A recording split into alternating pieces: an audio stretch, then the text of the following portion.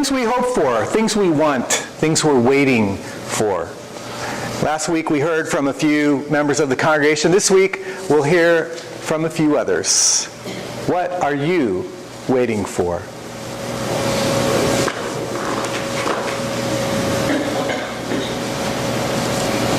Need to rewind to the front there.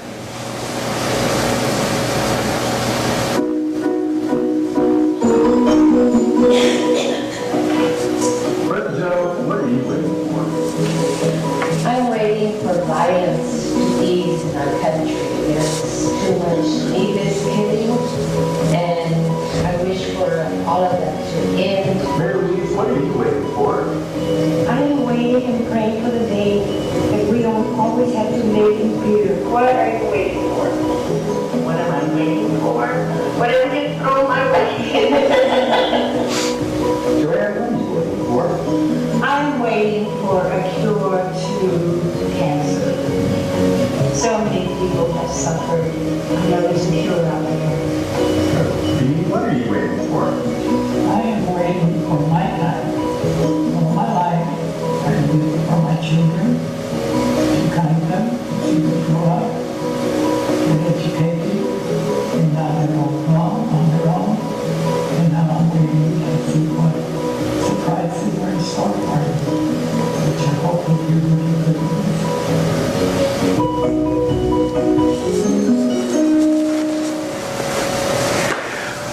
Hopes for peace, hopes for a cure to cancer, hopes to live without being afraid, hopes for a surprise later in life.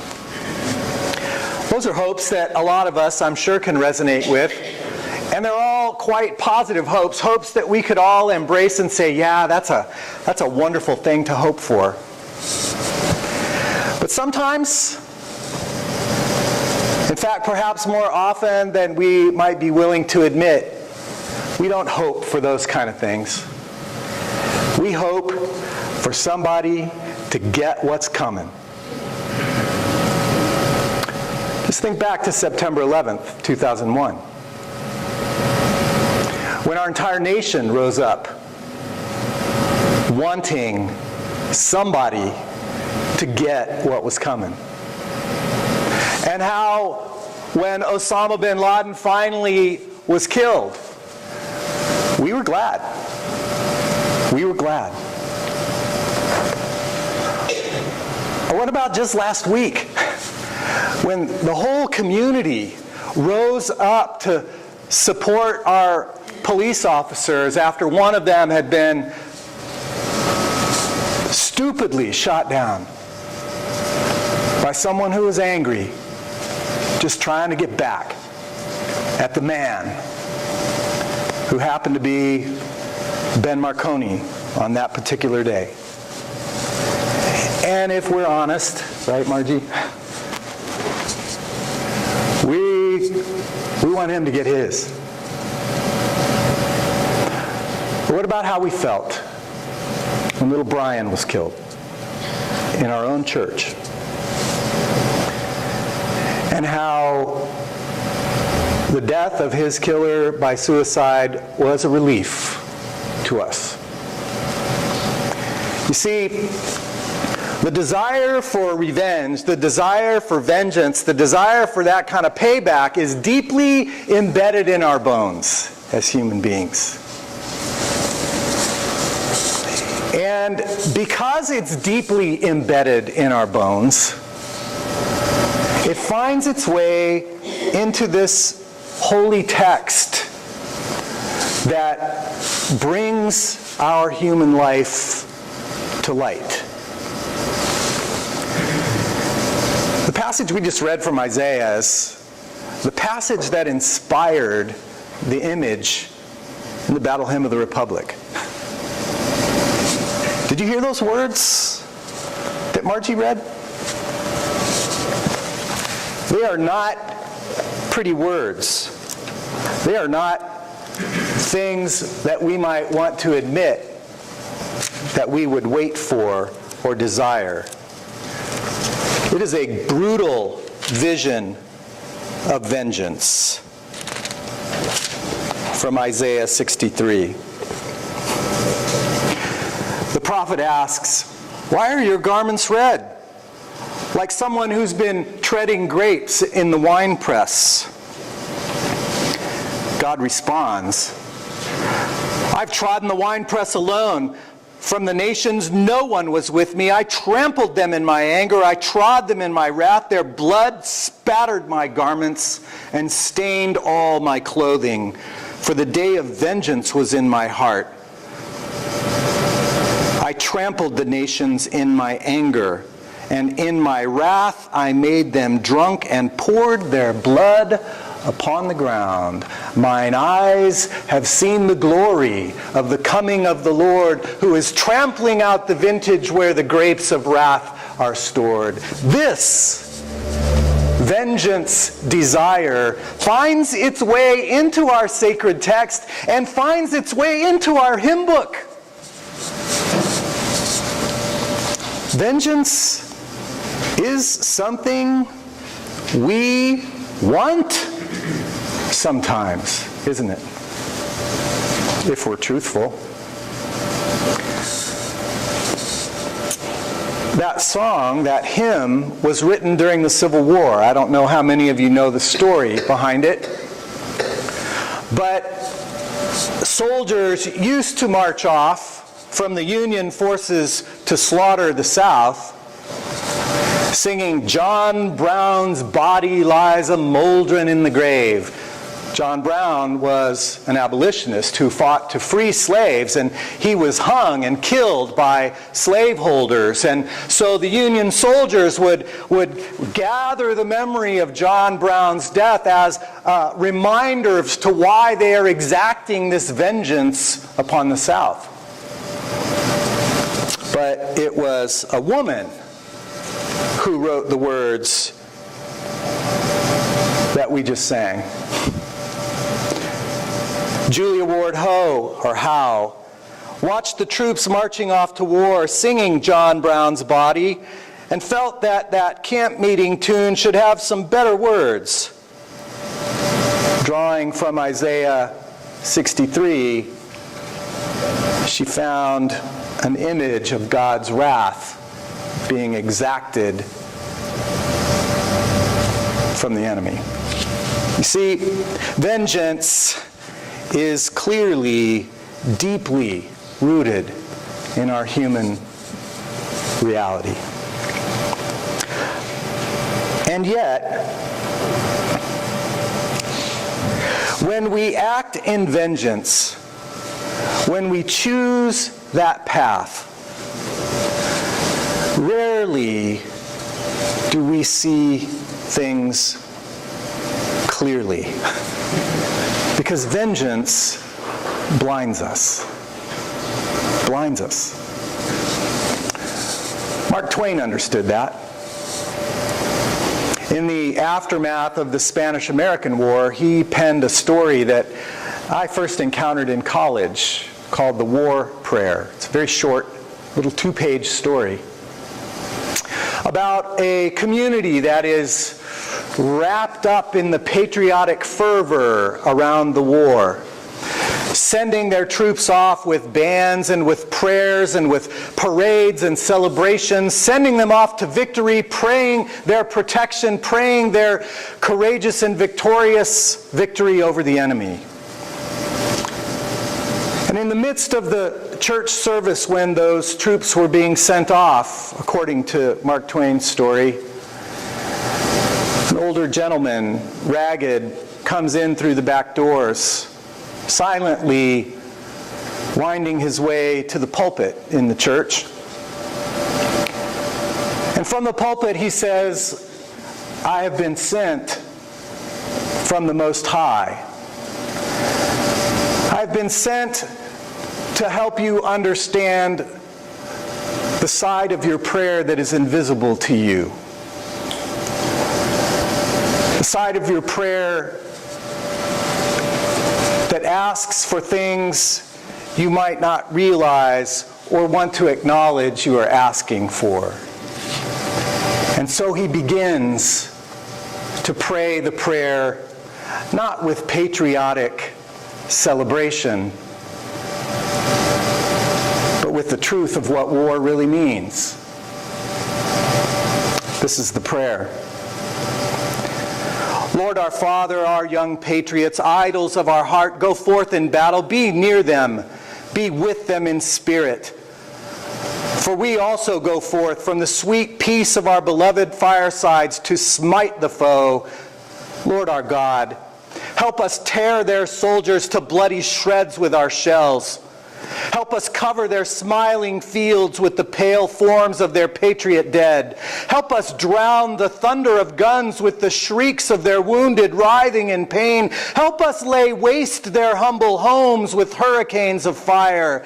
Help us wring the hearts of their unoffending widows with unavailing grief. Help us turn them out roofless with their little children to wander unfriended in the wasteland, in rags and hunger and thirst, sport to the sun flames of summer and the icy winds of winter, broken in spirit, worn with travail, imploring thee for refuge, the refuge of the grave, and yet denied it, for our sakes who adore thee, O Lord.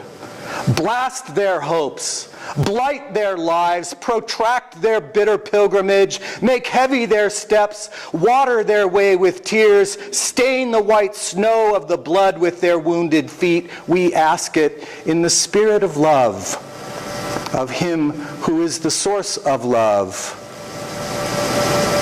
and with humble and contrite hearts. Then the messenger stepped down from the pulpit and walked out the doors. And Mark Twain finishes the story saying, and most of them just considered him a lunatic. You see, vengeance blinds us. And when we seek vengeance, instead of living out of the best of ourselves, we choose to live out of the worst. It's there. There's no question but that it's there. But the choice is, out of which piece of ourselves shall we act?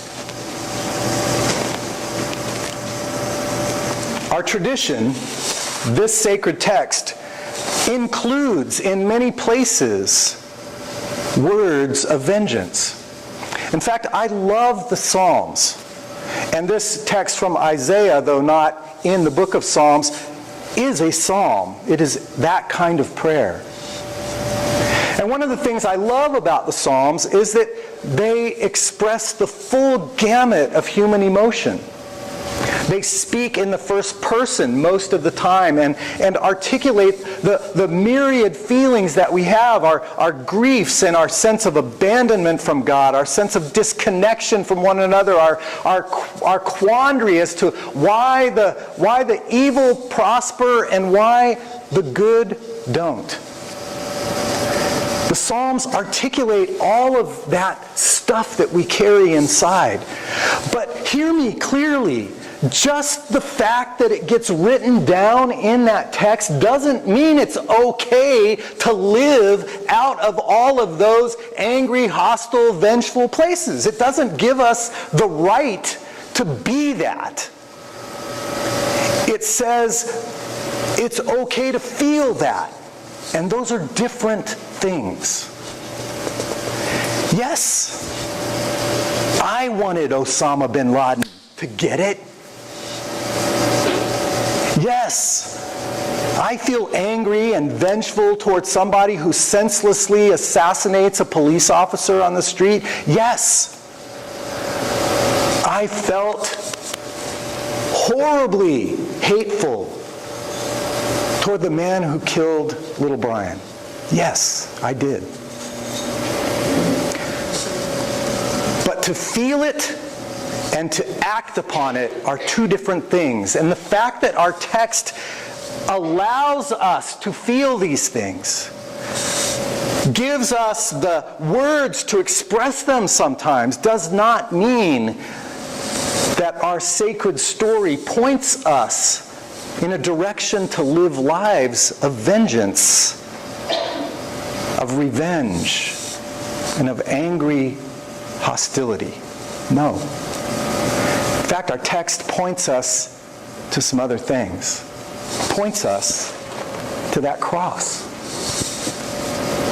And it's at that cross where one of us experienced in his own flesh the vengeance and hatred and violence and terror that humanity can bring. All you got to do is look at Mel Gibson's Passion of the Christ if you want to experience 90 minutes of torture before your eyes. But what did he return? It was not curses. It was not condemnation. It was not vengeance. It was not retribution. It was forgiveness. It was forgiveness.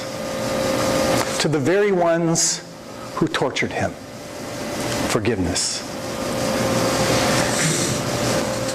And if salvation story, if the salvation narrative that we tell every year points us anywhere, it points us to that cross. It points us to that one who hung upon that cross. And to a different way. The Apostle Paul certainly understood that. In fact, in his letter to the Romans, in the 12th chapter, he has a passage that is one of my favorites in all of Scripture.